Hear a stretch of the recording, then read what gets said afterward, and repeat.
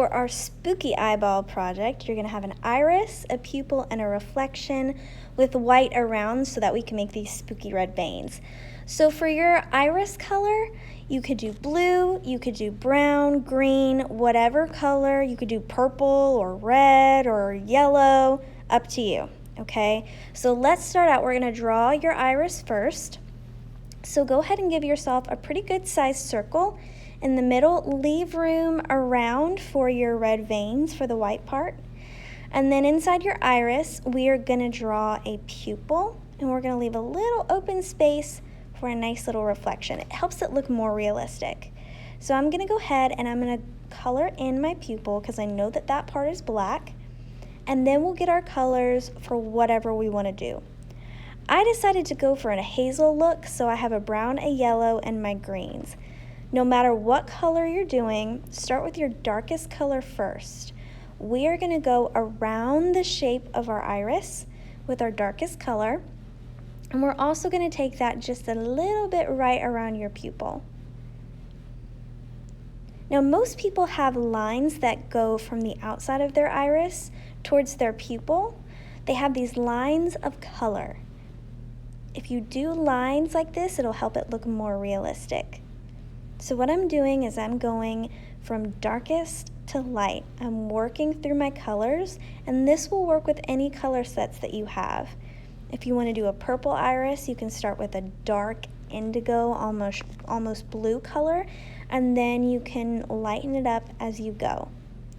It's always easy to darken your eye, so maybe start coloring lightly, and then if you have it like you like it, you can start to press a little bit harder.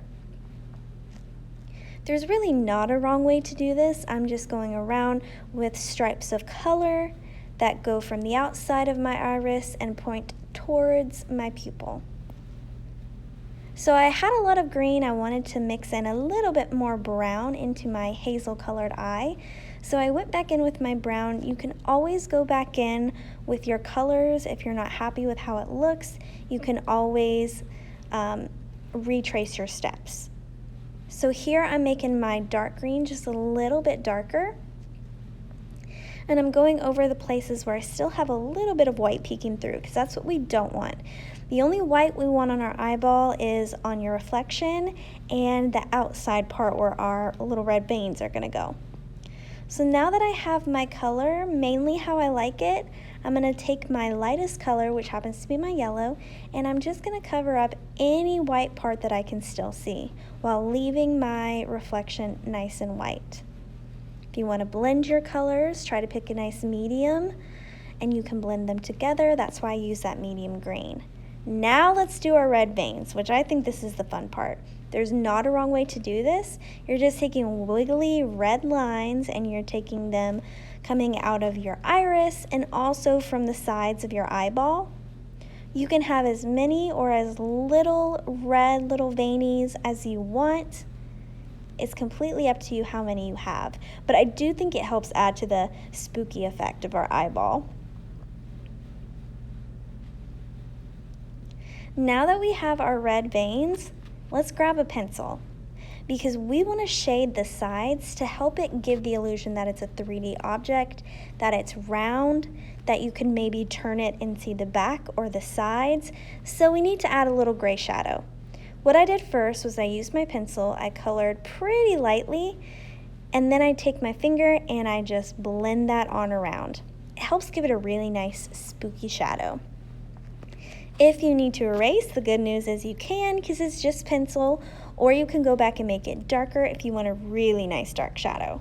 Once you have your shadow, let's cut it out. You can really put your eyeball on any colorful paper that you want. You could do a black, you could do a red like I did for my blue eye. For this one, I had some really nice neon pink paper sitting around, and I really liked how it looked, so I chose my neon pink. You don't have to use pink if you don't want to.